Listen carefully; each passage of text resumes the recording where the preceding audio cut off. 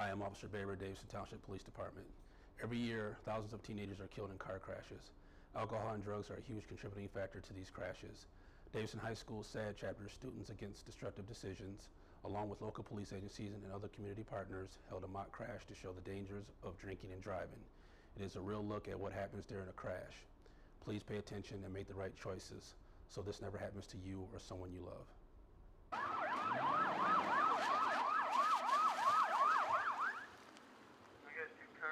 Good morning. We're at Davidson High School. We're doing a mock disaster drill involving a fatal accident.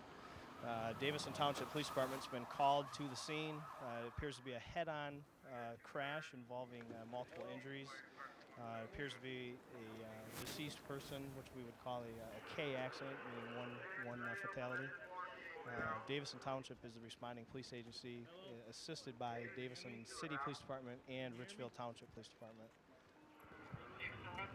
The officers generally respond to the scene. The first thing they do is they check injuries to see what each individual medical attention is required, and call the ambulance and the fire department as needed. Officers are again checking injuries and determining the nature of the accident and how it happened. The officers did find out and verify that the female laying on the ground is deceased, and the other motor vehicle, they determined that they're injured, but they are alive at this point. The officers have called the ambulance and the fire department, and they're en route. The officers, for the nature of the people at the scene, is going to cover the deceased body so that to protect the public from seeing the graphic nature of the body.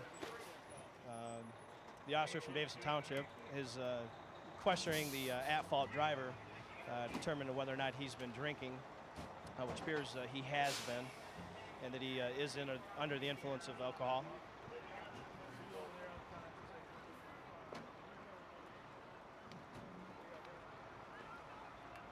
Davidson Richfield Fire Department was called to the scene, and we believe that the driver of the vehicle that's not at fault is maybe trapped inside the vehicle and needs to be removed.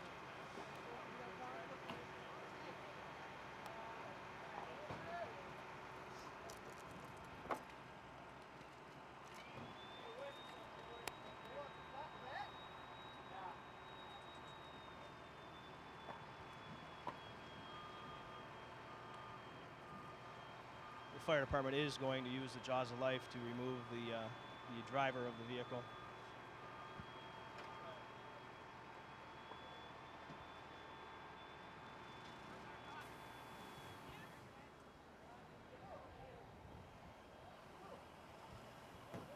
I believe the parents of the deceased person have now arrived on scene and are inquiring about their daughter. And officers are going to try to calm them down and remove them from the scene. The fire department is on scene as well with the hose and that to make sure that no fire starts from the accident. Generally, if there is gasoline leaking, they will spray it down so that it doesn't ignite. Yeah.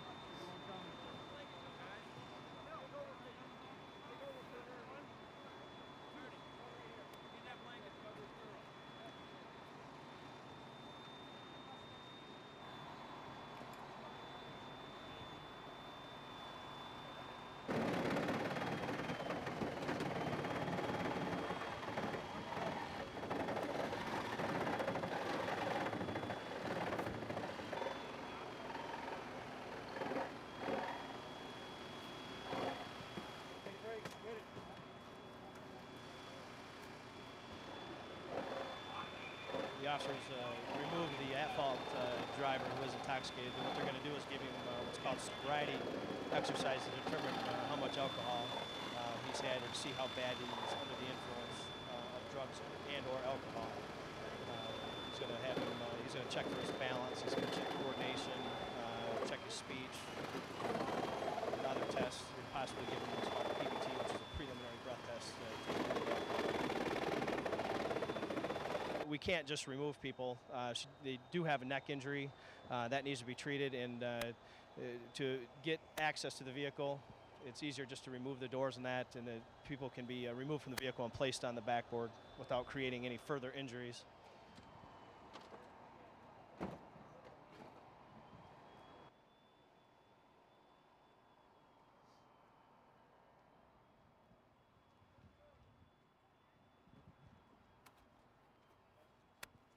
The one victim has been removed from the vehicle, is now going to be placed in the ambulance and taken to the hospital. They're still working on the two remaining victims that are alive. The officer giving the sobriety exercises has probably already determined that the subject has been drinking due to the odor of alcohol. Generally, a person's eyes will be red and glassy, his speech will be slurred. Obviously, you can see as he's standing there that he's unstable on his feet. It lacks balance and is not able to speak in clear sentences.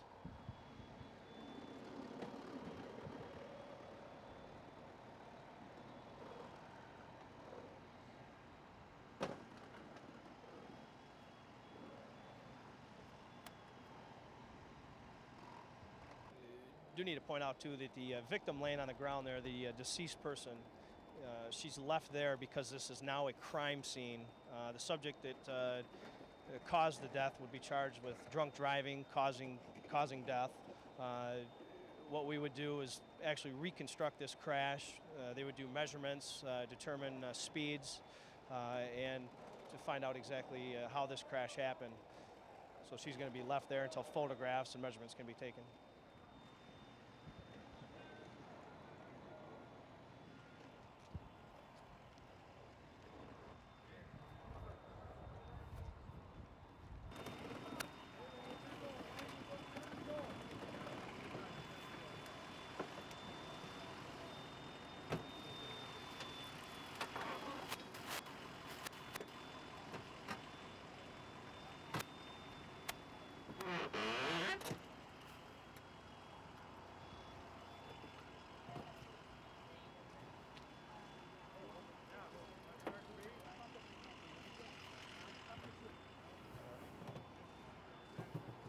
The officers have arrested the driver of the at-fault vehicle. Obviously, they've determined that there is enough probable cause to determine that he is under the influence of alcohol, and he has been placed under arrest.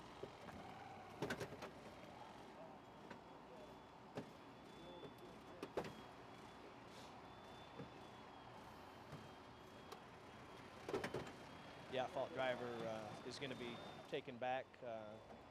His injuries were checked, first of all, by the ambulance, and they're not that serious, so he is going to be arrested, taken to jail where he's going to be processed and booked.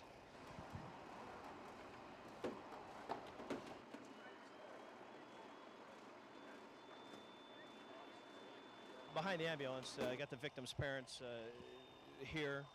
Generally, they're awestruck as what happened.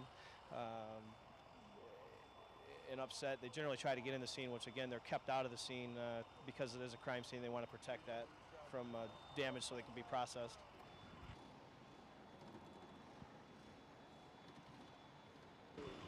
The suspect in this case is in the backseat of the police car. He's being interviewed by the police officer to find out what happened, see where he was drinking and how much he drank, how the crash happened. EMTs and medical personnel are preparing to move the passenger at the after the medical personnel remove the two victims from the car. There's going to be a press conference following in a few minutes. I want you to make good decisions, good choices, okay? When you decide to drink and drive, it's a ripple effect. Not only you're affecting yourself and other people, but you're affecting lives. That's somebody's son, somebody's daughter, somebody's grandson, somebody's granddaughter, aunts, uncles, whatever it may be. Friends, loved ones. So when we put something on like this, I hope that you get the seriousness of it. It's not to do it for our health. A lot of people have volunteered their time. A lot of people have come forward and have worked really hard to put this together, and it's for a reason. When we, our officers, are out giving tickets or whatever, you guys say, oh, you're so hard on us. There's reasons for that. I'd rather have you not like me because I gave you a ticket than to go and have to tell somebody that you're not coming home. It's very real. A lot of these people have donated their time, the cars donated, Liberty Mutual Insurance, everything that's going on is to get the effect for you. They do this all over the country.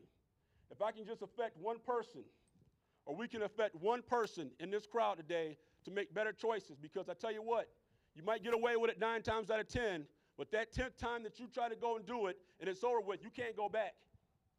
Okay? So that's the worst part of my job. I can deal with a lot of stuff, but I don't like scraping, should I say, getting kids off roadways because they made bad choices and bad decisions. So not only now, but in the summertime, next fall, and during your whole life, make right choices, do the right thing. I'm going to turn it over to Judge Conover, who's 67th District Judge for Davidson. He's going to tell you a little bit about what he does when he gets them, and he's going to evaluate on what I just said. Thank you. I want to take you back before that silence.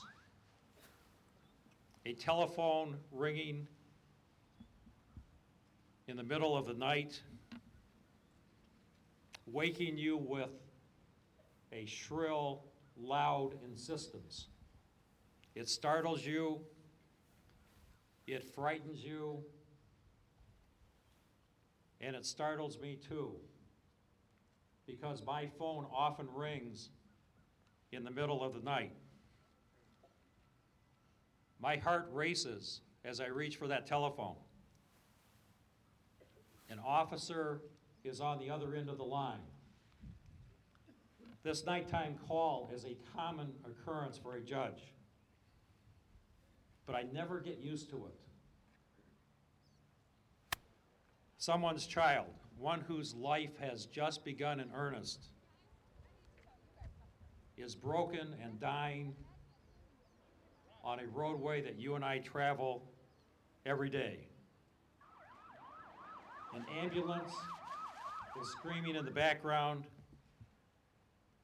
I can hear the voice of the officer crack on the telephone as he asks to come to my home to sign a warrant to check for blood alcohol. He already knows that young woman is unlikely to live. He's not a doctor, but he's seen enough of the clash of steel and flesh to know that she won't make it. When the officers arrive at my door, they are ashen-faced. Sure, they're professionals, but they all have children. And one of them has held the victim's head gently on his arm while she cried out in pain for her mother. And her life flowed out on the pavement while he tried to calm her dying fears.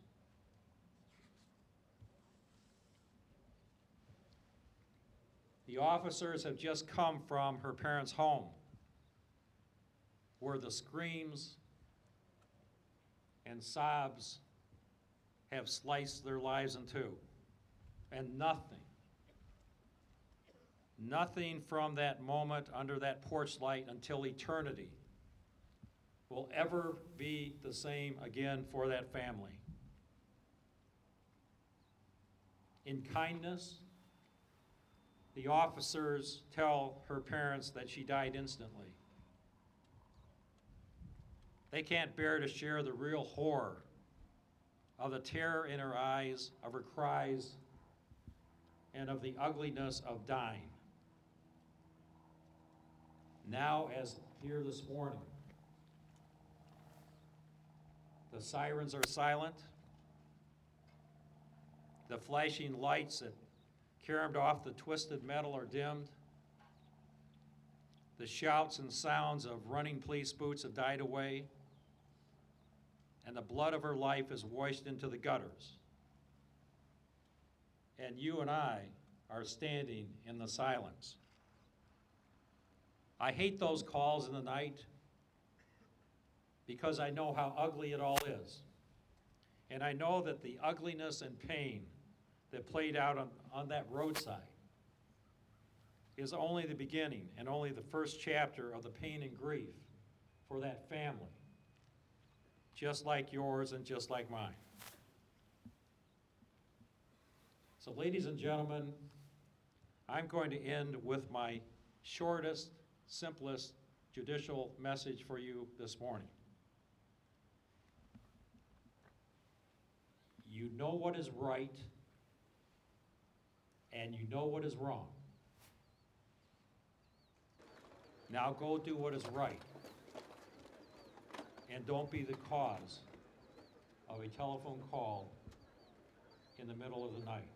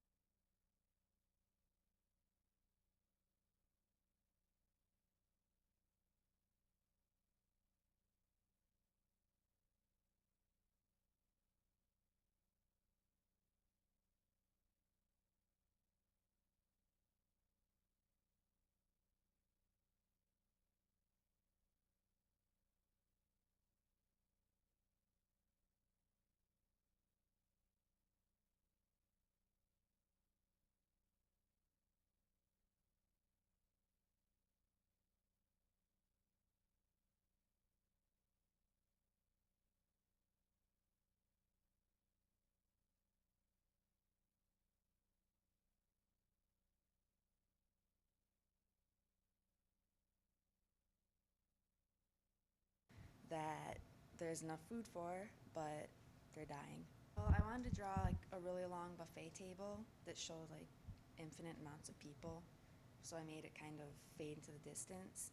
And I made them look really skinny because they're starving. And I wanted to put empty plates in front of them with facts on the plates instead of food to kind of get people to look and read and learn. And at the end of the table, they kind of float off into space, which is like their death because they're not getting any help. And I hope it'll look good. With every problem, there needs to be a solution, and it just so happens there can be a solution to the subject of world hunger. On my side of the door, I have to solve the world issue of hunger. Like, love doesn't solve the problem, but because of love, we help each other out. This is Lauren Traco reporting from Goodrich High School.